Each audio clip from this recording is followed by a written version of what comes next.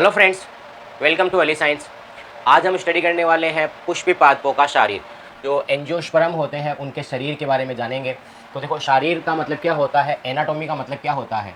Anatomy का मतलब होता है भीतरी संरचना जो होती है, इंटरनल स्ट्रक्चर जो होती है उसकी स्टडी करना, उनका अध्ययन करना। भीतरी संरचना यानी पादप है, उसका शरीर किससे बना है, उसके अंदर क्या क्या चीज़ें पाई जाती है, उसका अध्ययन करें तो वो क्या कहलाएगा, एनाटॉमी कहलाएगा। इसको हम अपने एग्जाम्पल समझ सकते हैं।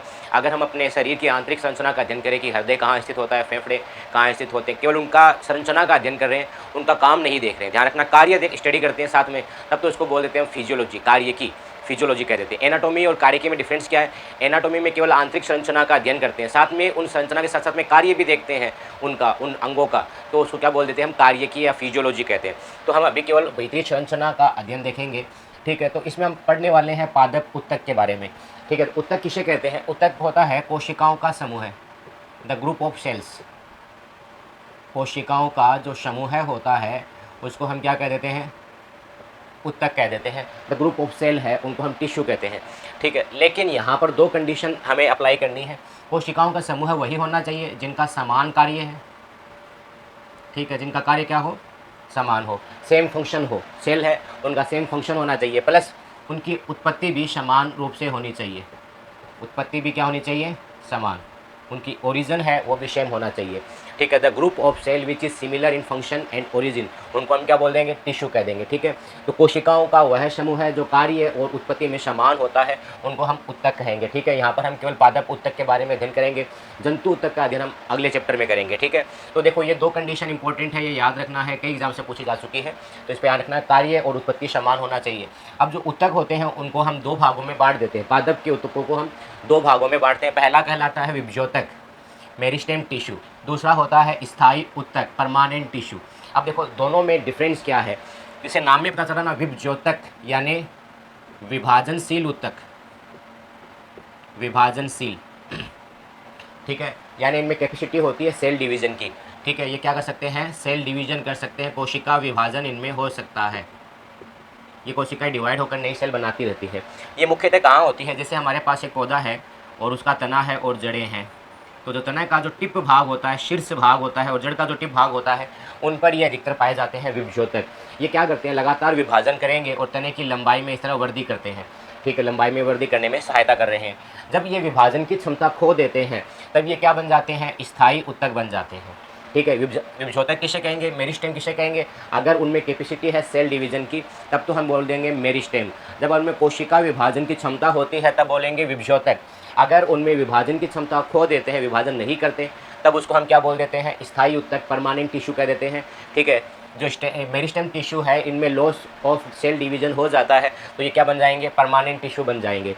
अब जो मेरिस्टेम है, विभज्योतक है, उनको अलग अलग पार्ट में डिवाइड किया गया है। यहाँ पर हम दो बेसिस देखेंगे, दो आधार पर हम देखेंगे कि इनको कौन कौन से भागों में डिवाइड किया गया है। तो पहला है हमारे पास उद्गम और विकास के आधार पर, ओरिजिन एंड डेवलपमेंट है, उसके बेसिस पर हम जो मेरिस्टेम टिश्यू है उसको 3 पार्ट्स में डिवाइड करते हैं।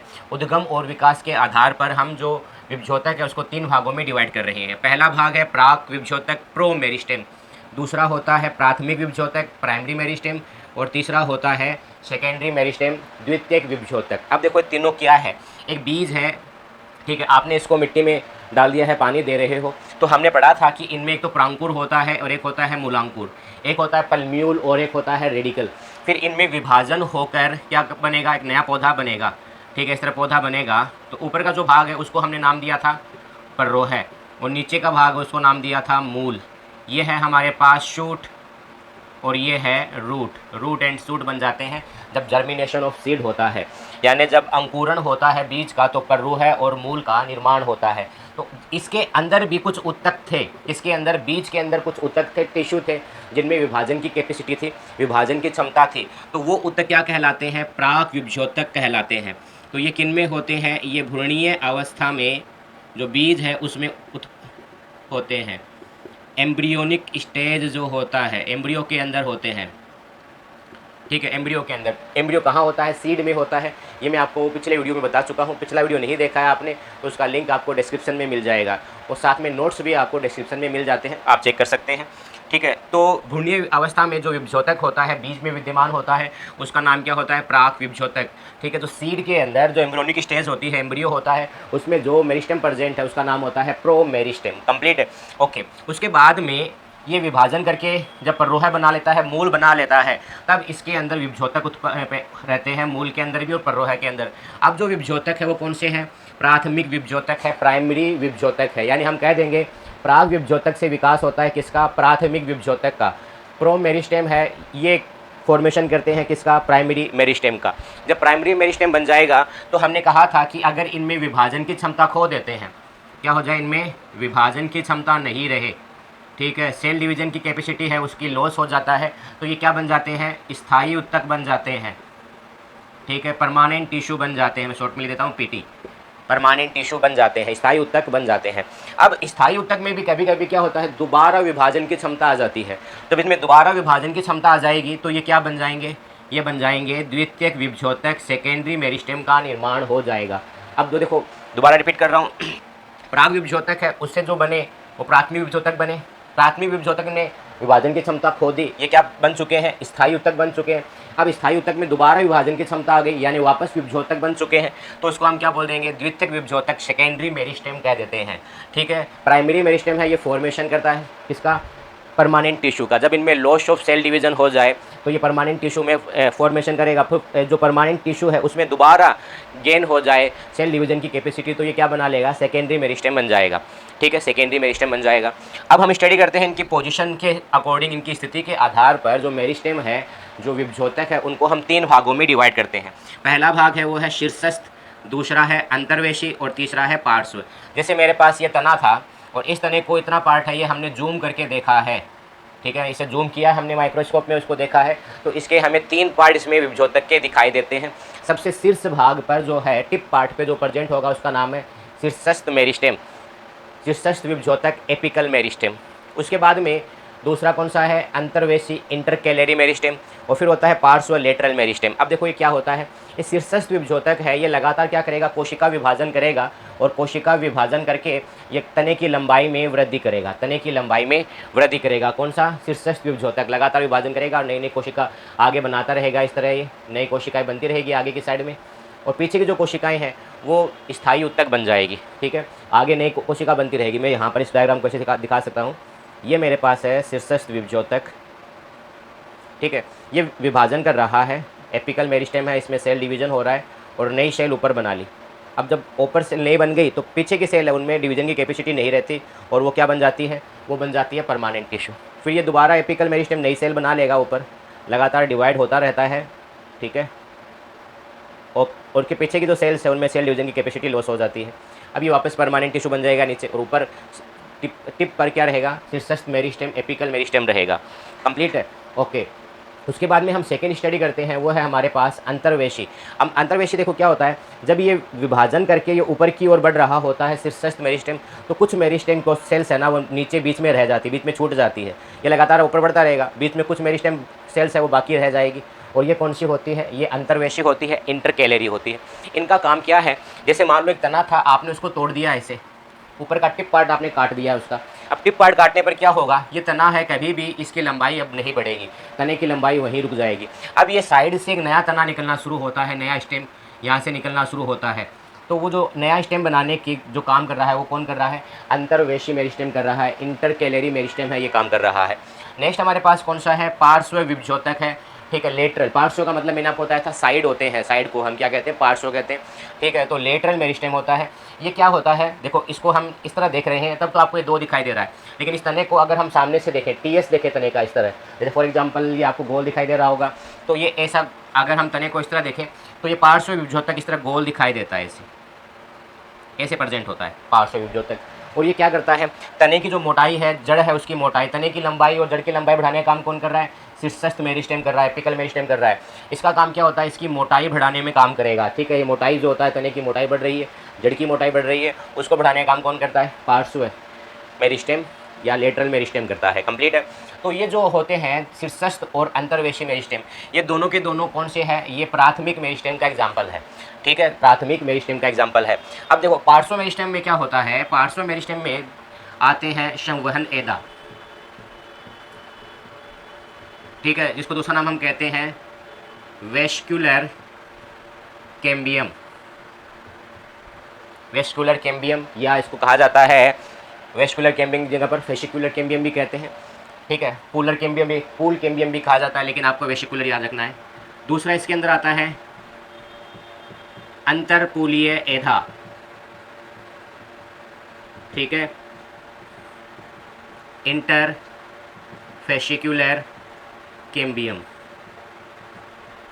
ठीक है, और तीसरा इसके अंदर आता है वो होता है कोर्क एधा, कोर्क कैम्बियम, कोर्क कैम्बियम।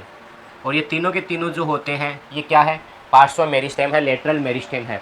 अब ये क्या है, होते हैं तीनों के तीनों। तो देखें आगे हम पढ़ने वाले हैं संवहन, जाइलम और फ्लोएम, उनके बीच के अंदर एधा पाया जाता है। एधा का मतलब होता है विभजोतक की कोशिकाएं, जिनको इंग्लिश में हम कहते हैं कैम्बियम, हिंदी में एधा और इंग्लिश में कहते हैं कैम्बियम। इनके अंदर होता है जाइलम और फ्लोएम के बीच में होता है। द्विबीजपत्री पादपों में पाया जाता है, एक बीजपत्री पादप में नहीं होता, मोनोकोट में एब्सेंट होता है, डाइकोट में ये प्रेजेंट होता है।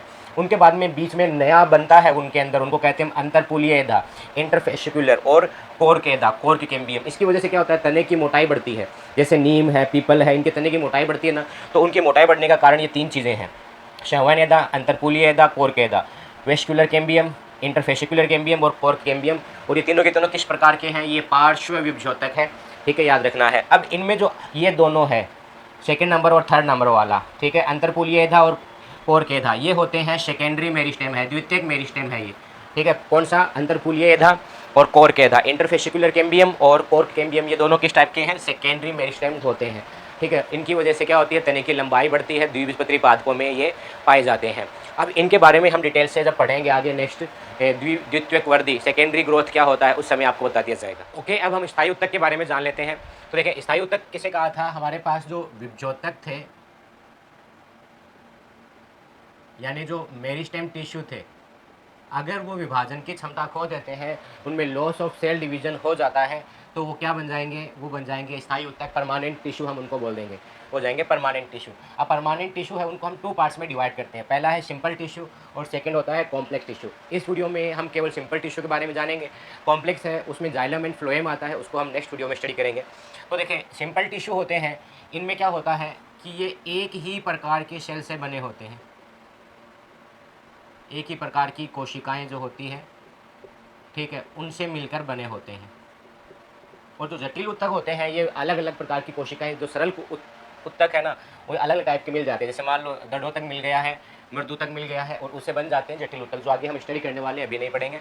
तो एक ही प्रकार की जो कोशिकाएं हैं, ठीक है, वन टाइप्स ऑफ सेल्स है, उनसे अगर फॉर्मेशन हो रहा है उनको हम क्या बोल देते हैं, सिंपल टिश्यू बोल देते हैं, सरल उत्तक बोल देते हैं। इनको हम 3 पार्ट्स में डिवाइड करेंगे, पहला है मृदुतक, दूसरा स्थूल कोणोत्तक एंड दृढ़ोत्तक, parenchyma, collenchyma and sclerenchyma, parenchyma, collenchyma and sclerenchyma. ठीक है, अब हम इसमें स्टडी करते हैं मृदुतक, पेरेनकाइमा क्या होता है। तो देखें पेरेनकाइमा जो सेल्स होती है ना, ठीक है, ये जीवित कोशिकाएं होती है, जीवित सेल है, जीवित कोशिकाएं हैं, यानी लिविंग सेल है, लाइव सेल है, डेड नहीं होती।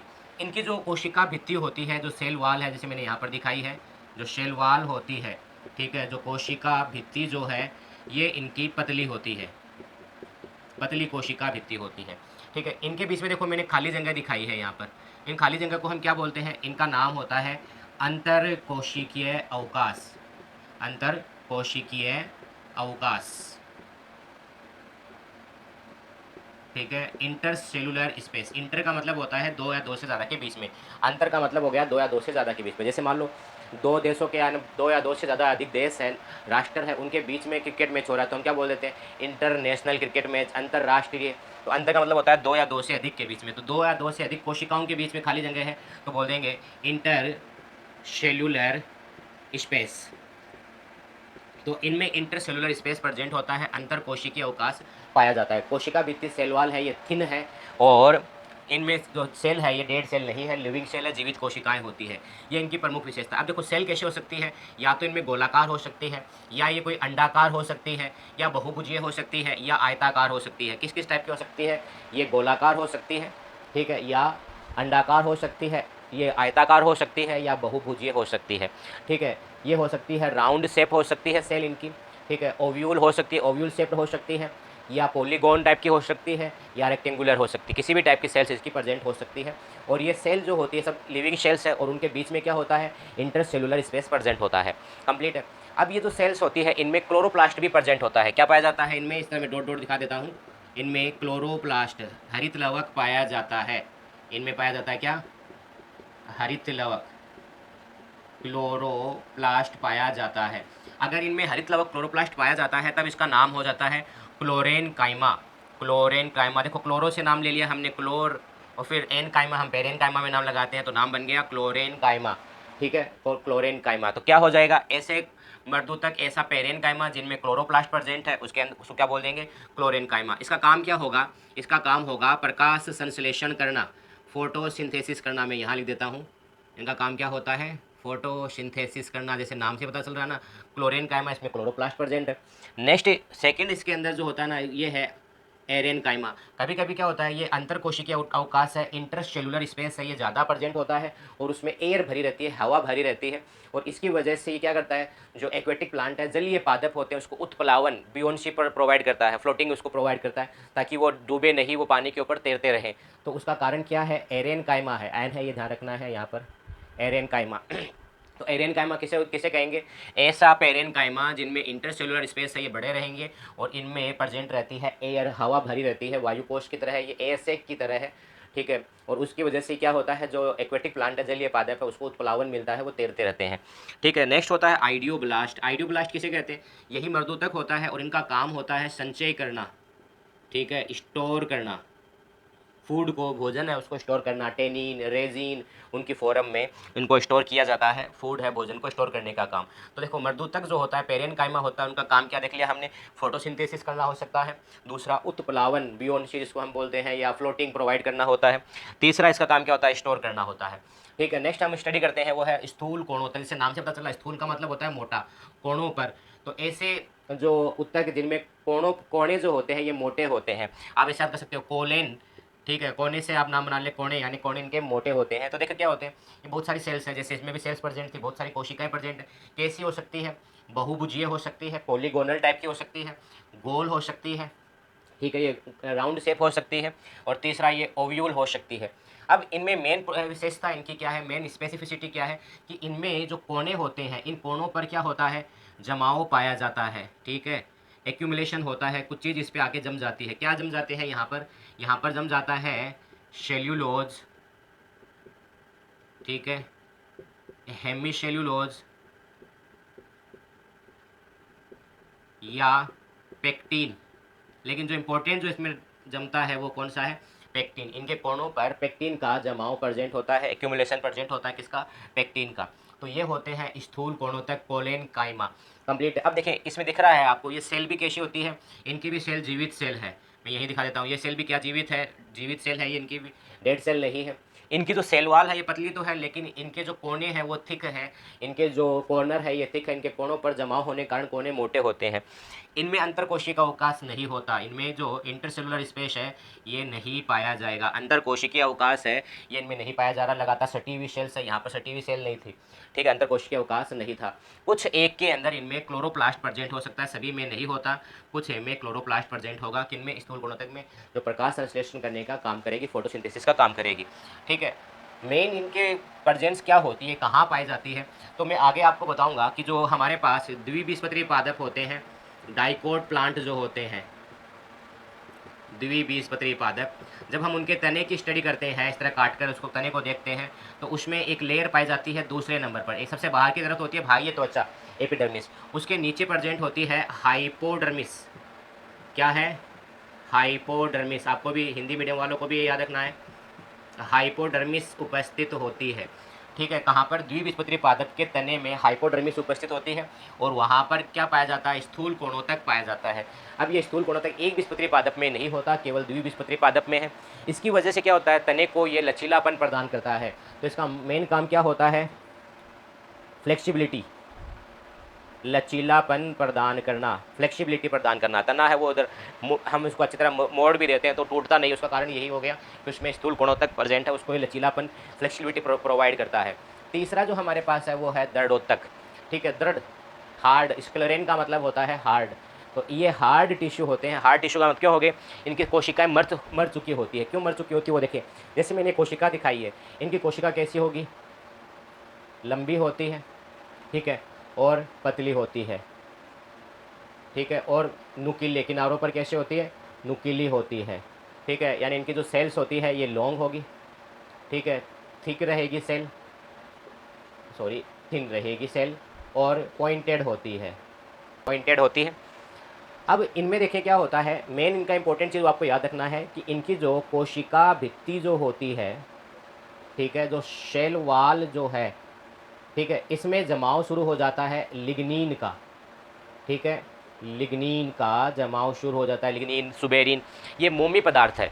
मोमी पदार्थ का मतलब हो गया मोम के जैसे है, पानी को आर पार नहीं आने जाने देते।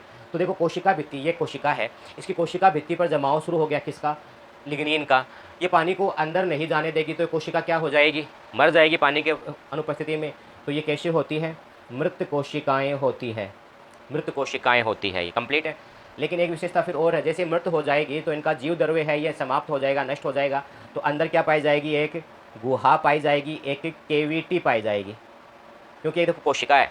अब मान लो एक रूम है, उस रूम के चारों ओर हमने जो दीवार बनाई वो कठोर है, उसके अंदर कुछ भर दिया था, रूम में हमने पानी भर दिया था, लेकिन अब वो पानी कुछ भी नहीं है, खाली पड़ा अंदर से। तो खाली भाग को हम क्या बोल देते हैं, गुहा, केविटी कह देते हैं। तो सेम इसमें अंदर होता है, कोशिका का अंदर का पूरा भाग नष्ट हो गया, इसका माइटोकॉन्ड्रिया, हरित लवा, केंद्रक, गोल्जी काय, वो सब नष्ट हो गए, इनमें प्रोटोप्लास्ट नहीं प्रेजेंट है, जीव द्रव्य नहीं पाया जा रहा, तो अंदर का भाग खाली हो गया, तो गुहा बन जाती है इनमें।